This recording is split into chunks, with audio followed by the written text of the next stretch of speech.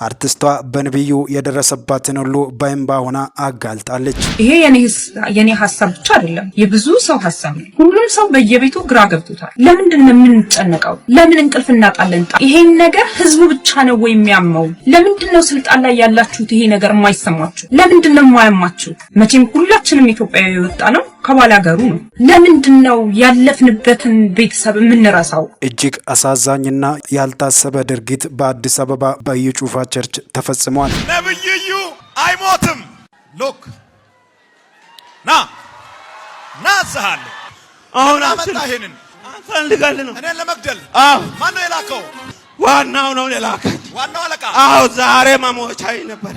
እኔ ኢዩ ጩፋ በሱዳን ድግምት ነው የሚሰራው ሲባል ነበር። ብዙ ሌባ እጁ በደምም በገንዘብም የቆሸሸ ስብስብ ነው። የቆሸሸ ሰው ደግሞ ንጽህና የህሊና ንጽህና የለው፣ ሲያጨረብር ይውላል። እዚህ ሲመጣ ያመሰግናል፣ እዛ ሲሄድ ይከስታል። የህይወታችሁ ግብ ኢየሱስን ከመምሰል ካነሰ ሐሰተኞች ያገኟቸዋል። የኦሮሞን ህዝብ ክፉኛ አሳዝኗል። መብታችንን ለማስከበር ማንኛውንም መስዋዕትነት ለመክፈል ዝግጁ ነን ሲሉ የምዕራብ ሸዋ አገረ ስብከት አባቶች ገለጹ። የምዕራብ ሸዋ አገረ ስብከት አባቶች ከሰሞኑ በአቡነ ገብርኤል ላይ ቅዱስ ሲኖዶሱ የወሰነውን ውሳኔ አስመልክቶ ይህንን መግለጫ አውጥተዋል። የምዕራብ ሸዋ ሀገረ ስብከት ሊቀ ጳጳስ አባ ገብርኤል ላይ የተከፈተው ዘመቻ የሀገረ ስብከታችንንና የኦሮሞን ህዝብ ክፉኛ አሳዝኗል። የተደረገባቸውን ዘመቻም በጽኑ እንደሚያወግዙም ገልጸው ዘመቻው የማይቆም ከሆነ ሀገረ ስብከቱና የሀገረ ስብከቱ ምዕመናን መብታችንን ለማስከበር ማንኛውንም መስዋዕትነት ለመክፈል ዝግጁ ነንም ብለዋል። አያይዘውም አቡነ ገብርኤል ከፍተኛ ሃይማኖታዊ እውቀት ያላቸውና የበቁ አባት መሆናቸው እየታወቀ በዚህ ደረጃ በእሳቸው ላይ ዘመቻ መክፈት መልእክቱ ግልጽ ነው ሲሉ ነው አባቶቹ በአቡነ ገብርኤል ላይ የተወሰነውን ውሳኔ እንዲህ በማለት የገለጹት። ማርያም ታዋቂ የሆነችው የሆነ ጀብድ ሰርታ አይደለም፣ ኢየሱስን ስለወለደች ብቻ ነው። ማርያም በሰውና በእግዚአብሔር መሃል ሆና አታማልድም። ማይካድ አንድ እውነት ብቻ የኢየሱስ እናት ናት። ማርቆስ ምዕራፍ 6 ቁጥር 3ን ማየት ትችላላችሁ። የማርያም ልጆች ያዕቆብ፣ ዮሳ፣ ይሁዳ፣ ሲሞን ልጆች ነበሯት። ያዕቆብ፣ ዮሳ፣ ይሁዳ የተባሉ የማርያም ልጆች ናቸው፣ የኢየሱስ ወንድሞች ናቸው። በእነሱና በኢየሱስ መሃል ያለው ልዩነት እነሱ በተፈጥሮ ስርዓት ነው የመጡት፣ ኢየሱስ ግን ከተፈጥሮ ስርዓት ውጭ ነው የመጣው። ማርያምን መጽሐፍ ቅዱስ የተባረክሽ ነሽ ብሎ ሲናገር ሌሎች ሴቶች የተረገሙ ናቸው እያለ አይደለም። አንቺ ጸጋ የሞላብሽ ብሎ መጽሐፍ ቅዱስ ሲናገር ሌሎች ከጸጋ ውጭ በራሳቸው ኃይል የሚኖሩ ናቸው ማለቱ አይደለም። የመጽሐፍ ቅዱስን ግራውንድ ለማወቅ መሞከር ጥሩ ነው። አንዳንድ ሰዎች ያለ ምንም መጽሐፍ ቅዱስ ዕውቀት ይከራከራሉ። አብዛኛው ሰው ስሟን ብቻ ያውቃል እንጂ ስለ ማርያም ምንም ድተሉን አያውቅም። ሰማይ ምድር ያደነቃትን ማርያምን እናደንቃታለን፣ ግን አናመልካትም፣ አንሰግድላትም። በእኔና በእግዚአብሔር መሃል ማርያም ሳትሆን ኢየሱስ የሚባል አምላክ አለ። አጠገብ ያለውን ሰው ገፋ አድርገውና ማርያምን ማድነቅ እንጂ ማምለክ አይቻልም በልልኝ። በሴቶች መካከል የተባረከች በእግዚአብሔር የተመረጠች ኢየሱስን የተሸከመች ድንቅ ሴት ናት። በደንብ ነው የምንወዳት፣ በደንብ ነው ሪስፔክት የምናደርጋት። የህይወታችሁ ግብ ኢየሱስን ከመምሰል ካነሰ ሐሰተኞች ያገኟቸዋል። ምንድነው የህይወት ግብ? የእርሱን መልክ እንመስል ዘንድ የክርስቶስ ኢየሱስ ባህሪ በህይወታችን ይከሰት። ምንድነው የህይወትሽ ጥማት? የክርስቶስ ኢየሱስ ባህሪ፣ ትሕትናው፣ መንፈስ ፍሬ በህይወቴ እንዲህ ይሄ እንደዚህ የሚል ሰው እኮ በጣም ለመገኘት ምንድነው የህይወት ዓላማ? በርቀሶ መውጣት። ምንድነው የህይወት ዓላማ? ሀብታም መሆን። የአብዛኞቻችሁ የህይወት ዓላማና ግብ እኮ ሀብታም መሆን። እነሱም በጣም ይጠቀሙት። አሁን እቺ ክሊፕ ይሰራላታል። ባይ ዘ ወይ ትንቢት ነው ይሄ። ሀብታም አትሁኑ ምናምን አለማሙሻ ምናምን ኖ። ሀብታምነት ኃጢአት ነው ኖ። እና አሁን የብልጥግና ወንጌል አትስበክ ስትሉ እኛ የድህነትን እንስበክላችሁ ይላሉ። እኛ እኮ ድሃ አንሆንም እያልን እኮ አይደለም። ድሃ ሁኑም እያልኳችሁ አይደለም። ሀብታም ሁኑም እያልኳችሁ አይደለም። የተሳካለት ሰው ሁኑም እያልኳችሁ አይደለም። ያልተሳካለት ሰው ሁኑ እያልኳችሁ አይደለም። ኢየሱስን ምሰሉ። አየ ከፍ ያለ ጎል ካስክ ማንንም እየደረሰ አያወርድም። ጳውሎስ ይሄንን ከፍ ያለ ዓላማ ነው የሚለው። ከፍ ያለ ነው። ምንድነው የህይወት ዓላማ? ጌታ ኢየሱስን ልመስለው ቢሆንልኝ ፊልጵስዩስ ምዕራፍ 3 በሞቱ እንኳን ብመስለው ብሎ ይመኛል። በሞቱ እንኳን መስየው የትንሣኤውን ኃይል እኮ ከፍ ያለ ይሄ ሰውዬ በምን ታወርደዋለህ? ሀብታም ትሆናለህ ብትለውም አይመስጠውም። ድሃ ትሆናለህ አይመስጠውም። እንትን ትሆና ኦልሬዲ ተመስጧል። በክርስቶስ ክብር ተመስጧል። ኢየሱስን በመምሰል ተመስጧል። ከፍ ብለዋል። ኦልሬዲ ከፍ አድርጉ ራሳችሁ። የመሬት ዓላማ ይዛችሁ አትንቀሳቀሱ። መከራም ያበሉን እኮ የመሬት ዓላማ ስለያዝን ነው። ያኩልናል። አንዳንዱ ገንዘብ ነው ሲያክለት ስንት ላስገባ ስንት እንዲወጣ ይላል። አንዳንዱ ሳክሰስ ነው ኃይለኛ ባለስልጣን ምናምን ነገር መሆን ያምረዋልና ከፍ ትላለህ። ይሄ ደግሞ የስልጣን ቅባት አለ የሚባልበት ጋር ይሄዳል። የፈውስ ቅባት አለ፣ የስልጣን ቅባት አለ፣ የትዳር ቅባት አለ፣ የእንትን ቅባት አለ። እና ዓላማዎቻችንን ዝቅ ያሉ አፈር የሚሸቱ ዓላማዎቻችንን የአገልግሎታቸው ፐርፐስ አድርገውት አፈር የሚል ታዲያ ምን ይሻለኛል? ከፍ አድርገው ትንሽ ምንድነው የህይወት ዓላማ? ሀብታም ሆንኩ ዳም ሆንኩ ከፍ ያልኩ ሰው ሆንኩ ዝቅ ያልኩ ሰው ሆንኩ I just want to know Christ። ጌታ ኢየሱስ ሲመጣ የሚለቅመው እርሱን የመሰሉትን ነው። አቡነ ገብርኤል መነሳታቸው በቃ ለኔ ትክክለኛ መንገድ እንደሆነ ገባኝ። የዓለም ሁሉ ቤዛ ኢየሱስ ክርስቶስ ነው ብሎ ሲመሰክሩልኝ የዛኔ ምልክቴ ነው ለኔ። ጨርሻለሁ። ገባ? ያ ነው የኔ ምልክት፣ ያ ነው የኔ ጥሪ የነበረው እና አቡነ ገብርኤልን እኔ መቼም ቢሆን በህይወቴ ህይወቴን ከቀየሩ ትልቅ አባት እሳቸው ናቸው። በኦርቶዶክስ ፕሮቴስታንት ቢለኝ አይገርመኝም አልኩ ይላሉ።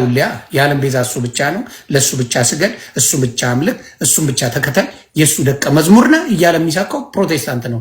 አይገርመኝም። ኦርቶዶክስ ቤት ያቺ ነገር መጣ ስትታተምልኝ አሁን ተነቃቃ። ከዚህ በኋላ የኢየሱስን ነገር ቃል በቃል አሰብኩበት። ካየ 2-3 ቀን አልተናገርኩም በሳቸው ጉዳይ ምንም አላልኩም። ፈጣሪ በማያውቀው ምንም አልተነፈስኩም። ከዛ ዮኒ ማኛ ስለኒ ምን ትላለህ ሲባል እንደው እግዚአብሔር አምላክ አንተ እርዳኝ። ምን ያህል ሰሚ አምላክ እንዳለ በዛ ነው ማቀው። አንተ እርዳኝ አልኩ።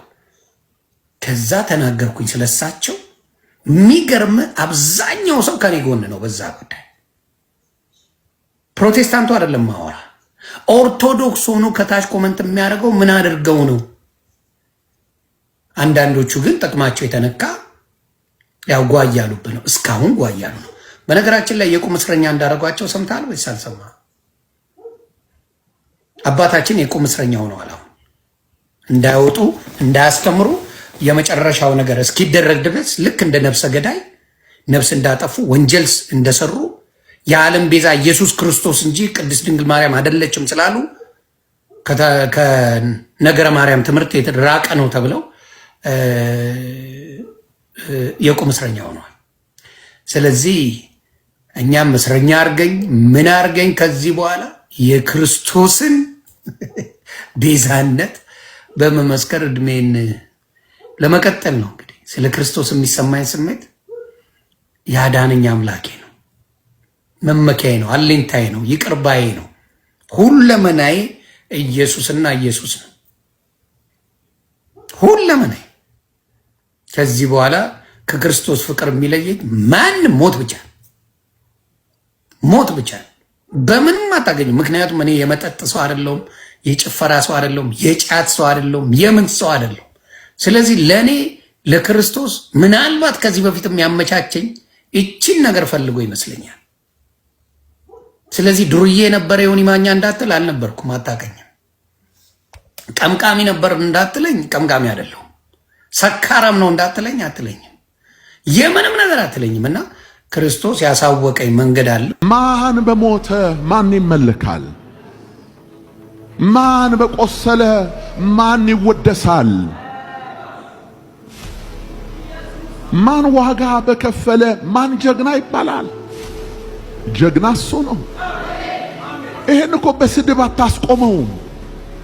ይሄን በውግዘት አታስቆመውም። ማንም መሰብሰብ መብቱን። ሃይማኖት ሲሰበሰብ ይሄ መጀመሪያው አይደለም። ዘላለም ዓለሙን የሃይማኖት ባህሪው መልኩ ይሄ ነው። በቃ ጠላትም ይሄን ስለሚያውቅ ወንዱን ልጅ ለማጥቃት የመሸገው የሃይማኖት ቤት ውስጥ ነው። ከጥንት ጀምሮ ከጥንት የአይሁድ ሊቃነ ካህናት ምንድናቸው? እነዛ የቀለም ቀንድ ወገባቸው ላይ ታጥቀው ታሪክ የሚጽፉት ጸሐፍት የሚባሉት እነማን ናቸው?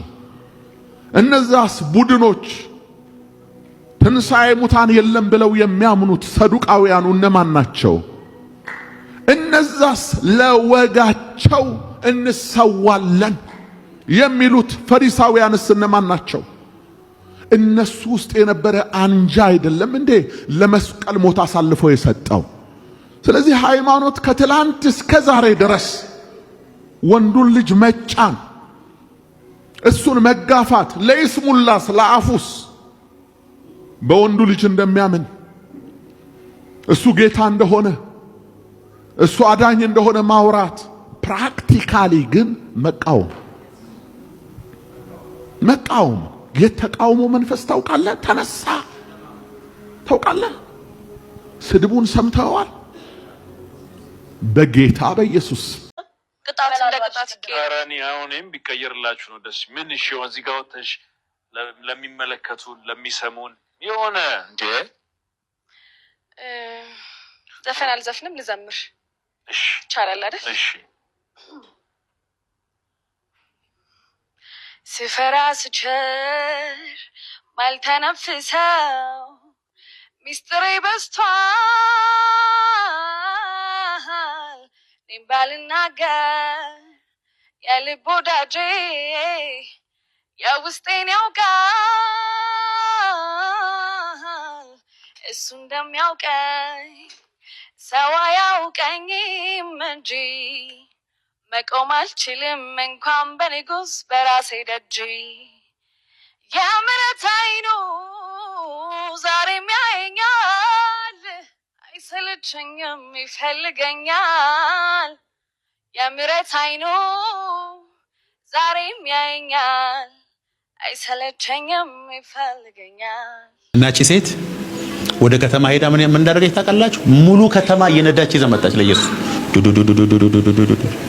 ከዛ በኋላ ቁጭ ብሎ ኢየሱስ ማስተማር ሲጀምር እሷን ፈጠን ፈጠን ብላ ስታወራ ዝም በይ እስቲ አሁን አሏት። እንዲያውም አንቺ የነገርሽን ብቻ አይደለም ኢየሱስ ካልሽው በላይ ነው። አንቺ ያልሽው ብቻ አይደለም ኢየሱስ።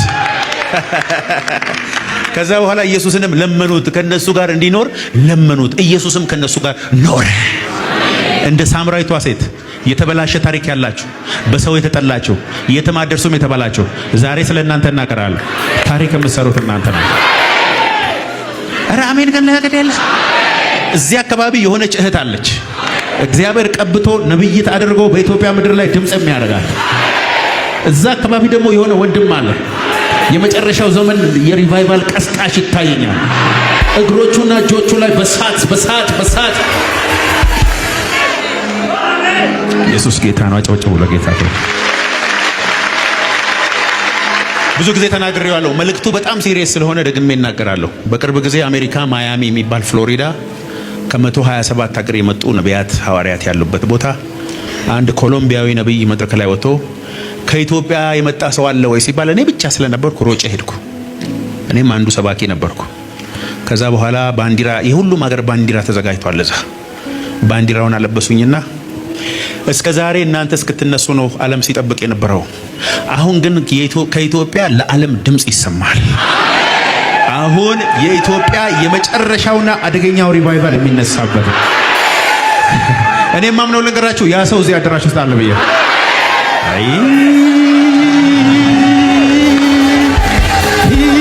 እግዚአብሔር ሆይ በወንዶችና ሴቶች ልጆች ላይ እሳት አምጣ ዛሬ። አጨብጭቡና ቁጭ በሉ። 3 ነጥቦች ተናግሬ ስለዚህ ሴት ከዛ በኋላ ጨርሳለሁ። የመጀመሪያው በዚህ ሴትዮ የምናየው ኢየሱስ ዘረኛ አይደለም።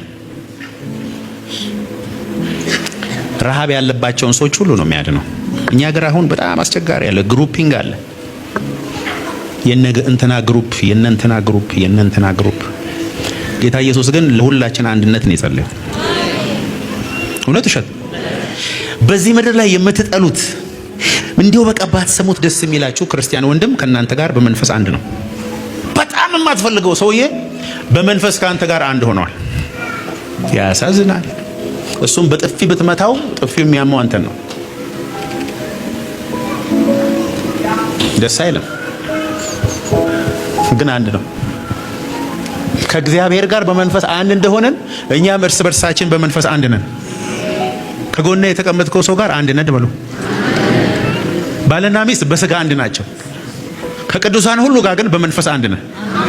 አንተ ውስጥ ያለው መንፈስና እሱ ውስጥ ያለው መንፈስ አንድ ነው። ስለዚህ የምትጠላውን ሰው ስትጠላ ራስን እየጠላ ነው። እዚህ ውስጥ ራሱ አለ። እንትና አማራ ነው፣ አማራ ነው። አቤት እንትና እኮ ኦሮሞ ነው፣ የኛ ዘር ነው። አቤት ወላይታ ነው፣ ከምባታ ነው፣ ትግሬ ነው ተባብለው የሚፈላለጉ ሰዎች አሉ። እግዚአብሔር በሱ አያውቅም። አም ሶሪ። እግዚአብሔር በክርስቶስ አንድ መሆንን ነው የሚያውቀው።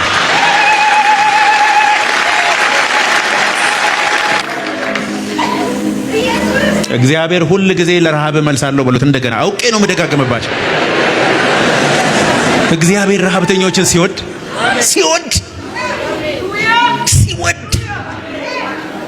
ረሃብተኛ ሰው ኢየሱስ ሲወድ፣ አለቀም ብሎ ግድግዳ የሚዋጠጥ ሰው ኢየሱስ ሲወድ፣ በዘመን ያየሁት እሱ ነው።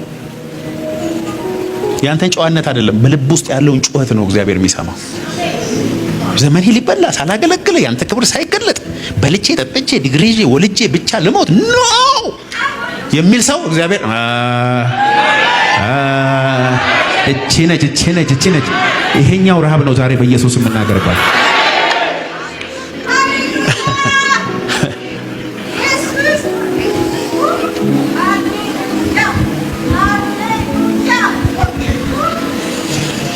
ስለዚህ አንደኛ ኢየሱስ አይሁዳዊ ነኝና ለሳምራዊት ጋር አላወራም አላለም። የሷ ሚስጥር ደግሞ ላለመግለጽ ያወራት ደቀ መዛሙርቱ እንጀራ ሊገዙ በሄዱ ሰዓት ላይ ነው። ሁለተኛ ኢየሱስ ዲፕ ነፍሳችን ክፍል ውስጥ ውስጠኛው ረሃባችንን ያውቃል። እስቲ ኢየሱስ የውስጥህ ረሃብ ያውቃል በሉት። ሴትዮዋ እኮ ፊዚካል ውሃ ጠምቷት ነው ሄደችው። የተጠማችው ግን እሱን አይደለም። የተጠማችው ግን ኢየሱስን። አንድ ሰው ብቻ ልናገርና ብዙ ጊዜ ተናግሬ ያለው ከዛ በኋላ የህይወት ውሃ ጸሎት እንጸልያለን። ማርያም፣ እስቲ ማርያም በሉ። መቅደላዊት ማርያም ሰውዳት እሷን ሴት 7 አጋንንት ይወጣላት ሴት ናት። 7 ብቻ። እዚህ እኮ 7 ሚሊዮን አስወጥተን አይመጡም ቸርች። የሷ 7 ብቻ ነው። 7 ጊዜ አስጮህ ነው ያስወጣላት። ቡዳ ነኝ እንትን ነኝ ጠቋር ነኝ እንዳለ ለዛ የለም። ሲለቃት ምን እንዳደረገች ልንገራችሁ። ኢየሱስ የት እንዳለ አፈላልጋ ሄደች። ስትሄድ ግን ባዶ እጇን አልሄደችም። በቤቷ ያለውን የመጨረሻን ውዱን ሽቶ 300 ዲናር ወይም ደግሞ በዚህ ዘመን 30 ሚሊዮን ብር የሚያወጣ ሽቶ ይዛ ሄደችና እየሮጠች ሄዳ እግሩ ስር ገባችና ኳ አድርጋ ሰበረች።